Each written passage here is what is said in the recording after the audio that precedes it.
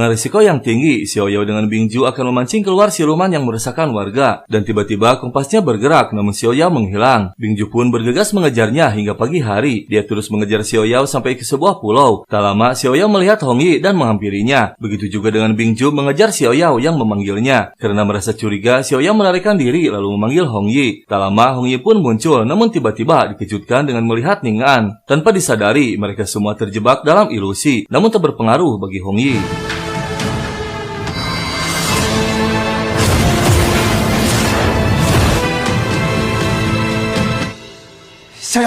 Akhirnya Hong Yi berhasil menemukan Xiaoyao yang ketakutan, dan tiba-tiba pendekar penguasa pulau muncul. Dialah yang telah membuat kekacauan dan yang telah membawa putri ketua sekte Qianghua.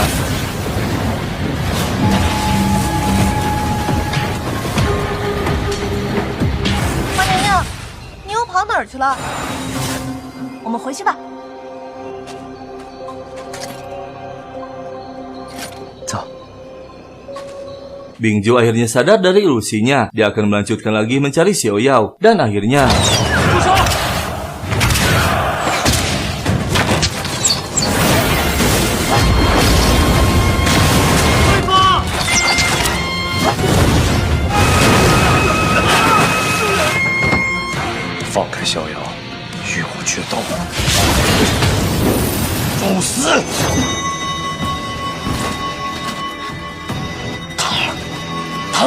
Dengan mengejutkan, pedang darah tamu melawan Hong Yi. Bingju pun memutuskan untuk mundur akan menyelidiki kebenarannya. Hong Yi marah karena Xiaoyao memaksa ingin tahu masa lalu Hong Yi dan Ning An.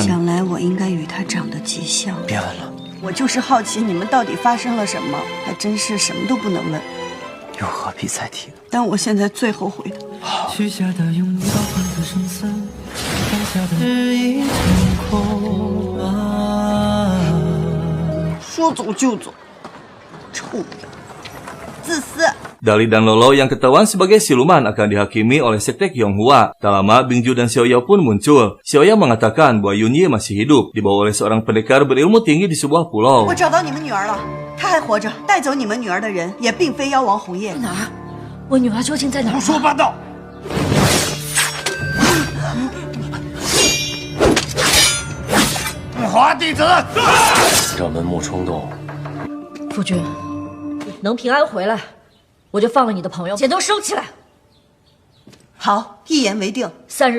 Hong Yi mendatangi Xiaoyao yang akan pergi ke pulau. Dia melarangnya karena sangat berbahaya. Pendekar tersebut bukan manusia maupun siluman. Dia tak tergolong dalam 3 alam. Hong Yi pun membawa Xiaoyao untuk menjelaskannya lebih lanjut. 20 tahun yang lalu, suku Hipeng dari wilayah utara berhasil menemukan mata air Yuli. Mereka berselisih dengan Kaisar Tianzeng yang ingin merebut mata airnya dengan mengerahkan seluruh kekuatan pasukannya. 20年前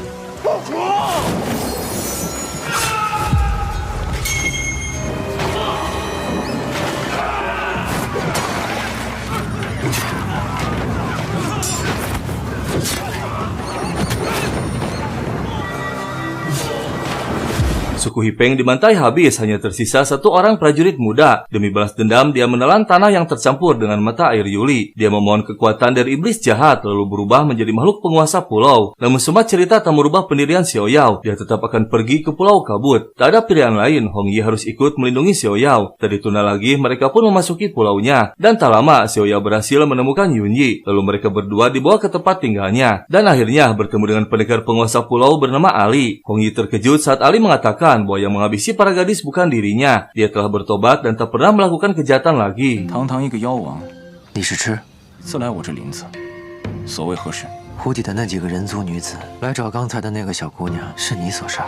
不是，所图为何？凶手是谁？凭自己本事去查。你是真心想救好她吗？只为赎罪。何来赎罪一说？杀人无数，我再没杀过人，便有1000个。我救的人能看到以后。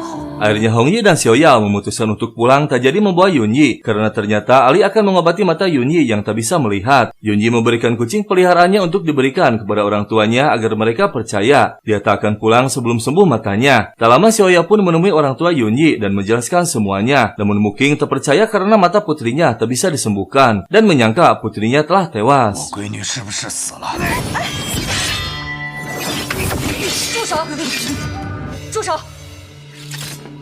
女儿云逸没有错，我相信你，你再去把她接回来不就行了吗？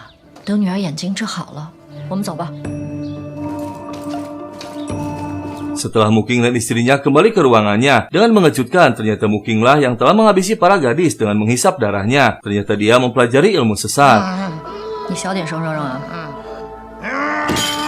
整个平江府的人都知道，是你杀的。搞来了。 什么阿扎之物？我要的是处子之血，你听见了没有？已经撑不住了，你知道吗？啊！ Xiao Yao dipaksa oleh orang tua Yunyi ingin bertemu dengan putrinya. Tak punya pilihan lain, Xiao Yao pun mengantarkan mereka. Tak lama mereka pun tiba di Pulau Kabut. Dan tiba-tiba Muking berhalusinasi didatangi para gadis yang dihabisinya. Dan akhirnya... 你们都已经死了！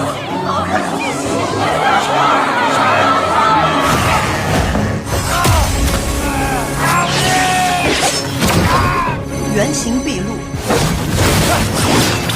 Terbongkar sudah siapa Muking sebenarnya. Istrinya yang bernama Jin memohon untuk mengampuni suaminya karena dia mempelajari ilmu sesat demi mengobati dirinya. Muking yang masih tak sadarkan diri menghajar anak buahnya sendiri. Tak lama Bingju pun muncul. Akhirnya dia mengetahui bahwa Muking pelaku utamanya. Karena sudah tak bisa dikendalikan lagi, akhirnya Jin menghabisinya. Dan saat Jin akan mengakhiri dirinya, tiba-tiba...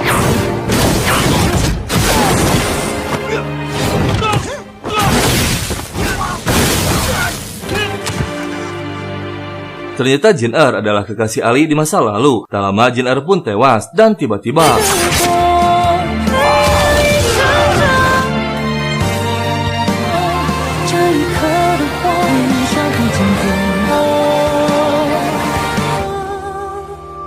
Yunyi akhirnya bisa melihat, namun Ali kini sudah tiada. Begitu juga dengan orang tuanya. Yunyi pun dibawa oleh Xiao Yao ke lembah Wanyu. Dia akan tinggal di sana. Dan tiba-tiba Xiao Yao menemukan pecahan cermin Kunlun terjatuh dari tubuh Yunyi. Ternyata cermin Kunlun terbagi menjadi 8 keping. Hong Yi pun mengamankannya. 那他怎么在这里？昆仑镜片是由情感的执念凝练长久，8块分别代表人生8难。老、病、死。 Dali dan Lolo pergi ke kota membeli hadiah untuk Xiao Yao. Tak lama mereka pun memberikannya. Namun Xiao Yao terkejut ternyata yang dibawa Dali adalah lukisan Xiu Meng Peri Agung. Dan tiba-tiba muncul 4 peri utusan Xiu Meng berhasil menembus penghalang lembah Wanyu dengan bantuan lukisannya. Ternyata Dali sengaja dijebak. 妖狐结界的办法。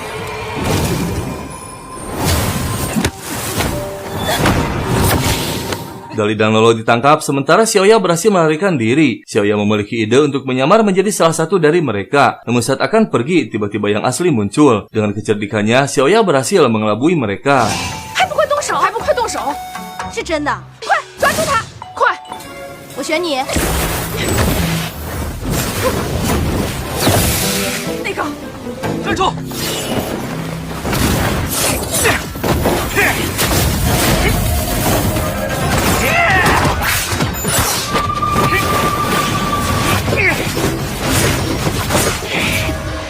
我要被他的同伙带走了。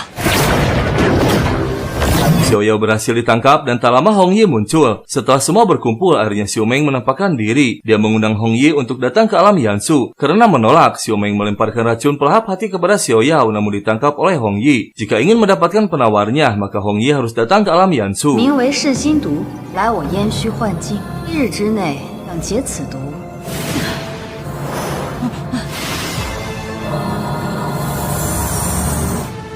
无妨，人君身份介于3界之间。 Racun pelahap hati mulai beraksi menjalar ke tubuhnya. Racun tersebut sangat mematikan. Belum ada seorang pun yang mampu bertahan lebih dari 7 hari. Dan jika mampu bertahan akan berubah menjadi siluman mematikan. Untuk sementara, Hong Yi akan mengasingkan diri di Gua Yaoning untuk menekan racunnya.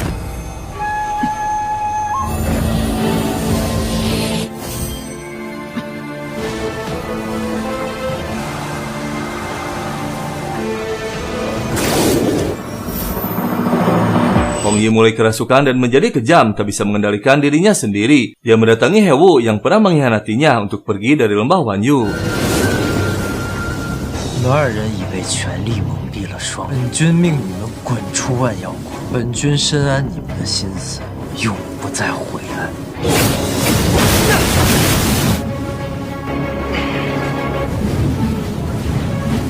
Hong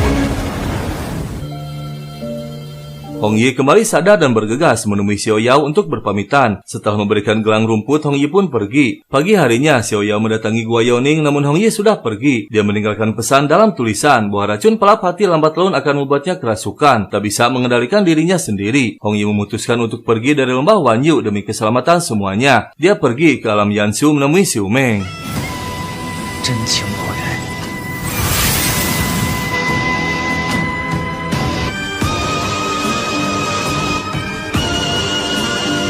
Xiao Yao dan Dali berhasil melarikan diri dari lembah Wanyu akan pergi ke alam Yanshu menyusul Hong Yi. Dia mendatangi kantor militer Bingju untuk meminta bantuan, namun sudah kosong. Semua pergi menghadap Kaisar. Bingju melapor tentang keberhasilannya mengungkap kejahatan Mu Qing. Namun tak lama, Kaisar memanggilnya menugaskan Bingju untuk mengumpulkan 100 gadis yang akan dibawa ke Gunung Abadi untuk dipersembahkan kepada Xiu Meng. 朕已经想过了，天王彭浪要被重回少女百名安宁。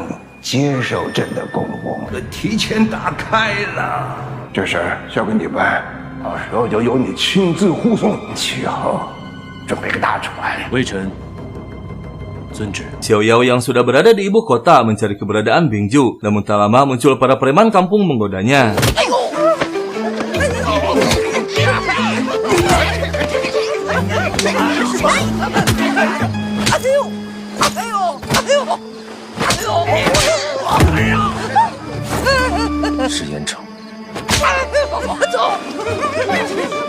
Akhirnya mereka bertemu dengan Bingju. Mereka pun menjelaskan semuanya dan memohon untuk membantu Hong Yi yang kini sudah berada di alam Yanshu.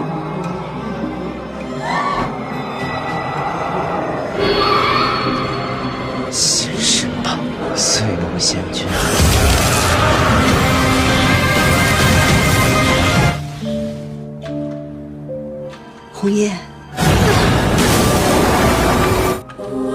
我是逍遥，宁安会负你，你可愿为了我？我愿。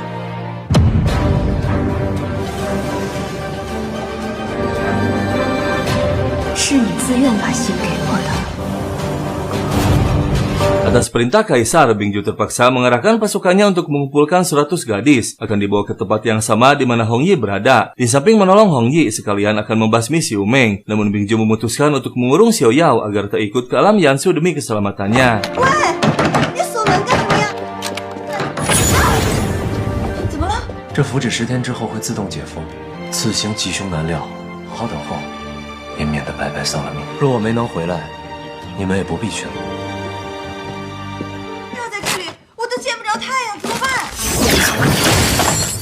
Bukan Xiao Yao namanya, jika tak bisa melarikan diri. Mereka pun bersiasat pura-pura menjadi putri Hakim Liu, agar mereka berdua dibawa oleh para petugas menjadi bagian dari 100 gadis. 长脸的，不许跑哦！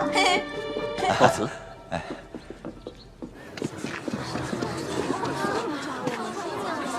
大人，还差2个。一直来迟。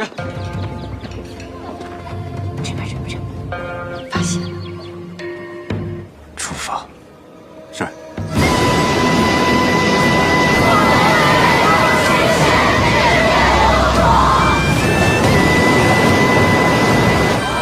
醉梦仙君，是你叫我们来的。是圣仙显灵了，我们活下来了！先生，那是先生。你们要处处小心，以防不测。马上我就可以见到你了，红叶。 Setelah menempuh perjalanan panjang, akhirnya mereka tiba di Gunung Abadi. Bingju pun kini mengetahui keberadaan Xiao Yao dan Dali. Tak lama muncul 4 peri yang pernah mendatangi lembah Wanyu. 欢迎大家进入燕虚境。我们都是仙君的座下弟子。我非与卫斩妖使，秉烛交给我们，你回去吧。皇之命，待我天圣国少女版。燕虚境本是女子的路途，官的也有臣子的职责，还是要亲眼见到上仙。 才好回，便是要保护他们，职责所在。 Mereka akan membawa para gadis, sedangkan Bingju disuruh untuk pulang. Namun Bingju yang bertanggung jawab atas keselamatan para gadis ingin mengantarkannya langsung kepada Xiu Meng. Mereka pun menyetujui permintaan Bingju dan memasuki istananya.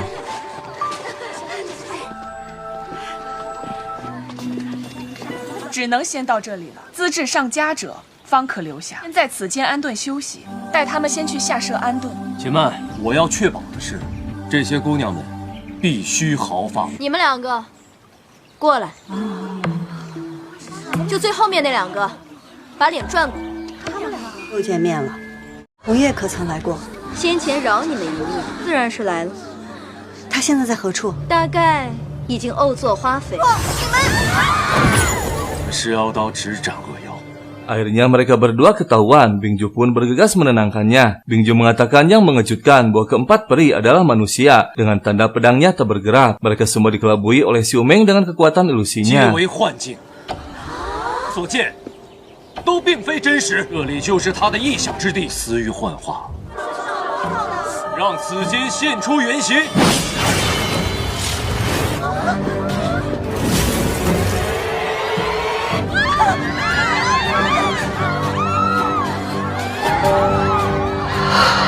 Akhirnya mereka sadar bahwa Xiu Meng mengelabuinya. Xiao Yao pun meminta bantuan untuk menemui Xiu Meng, mencari tahu keberadaan Hong Yi. Para gadis yang ketakutan ingin segera pulang kembali, namun Bingju memutuskan akan kembali setelah menghabisi Xiu Meng. Akhirnya para peri bersedia mengantarkan Bingju ke istana Xiu Meng.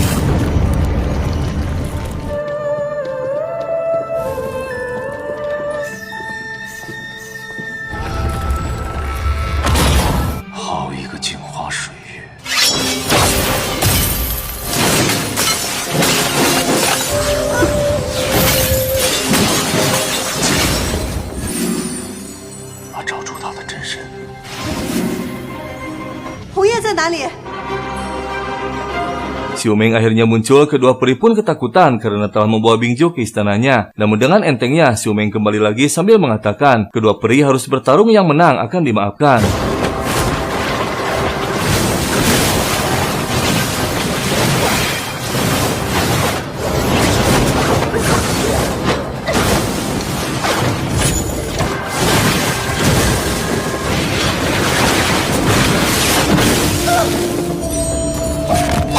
Akhirnya peri bernama Pian yang memenangkan pertarungannya, dan tiba-tiba Hong Yi muncul namun sudah kehilangan kesadarannya.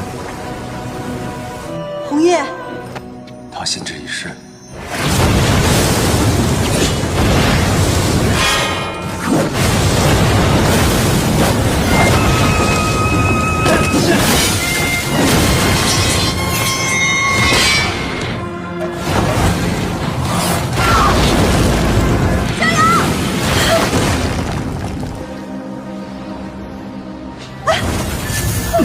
Kekuatan Hong Yi semakin mengerikan. Racun pelap hati sudah menguasai kesadarannya. Xiu Meng pun muncul kembali memerintahkan Pian untuk menanamkan racun ikatan batin pada Bingju dan pedangnya agar merasakan kesakitan yang sama.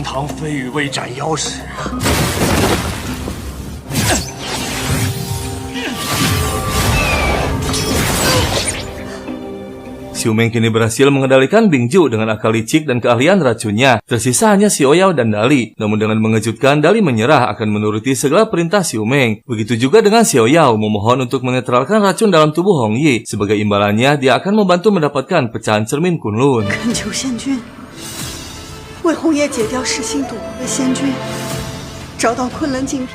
行吧。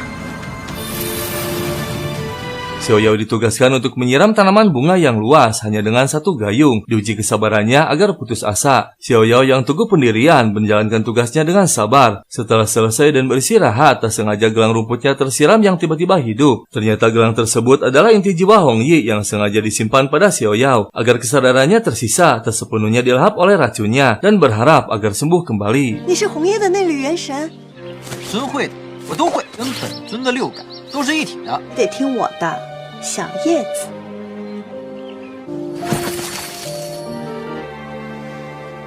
Pian mendatangi Bingju mengancam untuk menyerah saja. Namun dengan mengejutkan, Bingju ternyata teman baik mendiang kakaknya Pian bernama Lutong. Dia berpesan untuk menyelamatkan adiknya dari genggaman Xiu Meng. Akhirnya Pian sedikit luluh. Dia pun menceritakan asal-usul Xiu Meng dan kelemahannya. Xiu Meng berasal dari alam dewa, turun ke bumi demi mencintai seorang pria bangsa manusia. Namun ternyata Xiu Meng dikhianati setelah pria tersebut mendapatkan cermin Kunlun untuk kaisar, yang susah payah Xiu Meng dapatkan. Sejak saat itu, Xiu Meng berubah drastis menjadi kejam dan tak punya hati. 舍弃仙家神了水晶玲珑心，变成了你。3界之内再也容不下他，不在五行之中。千年来，我活人族的骗局。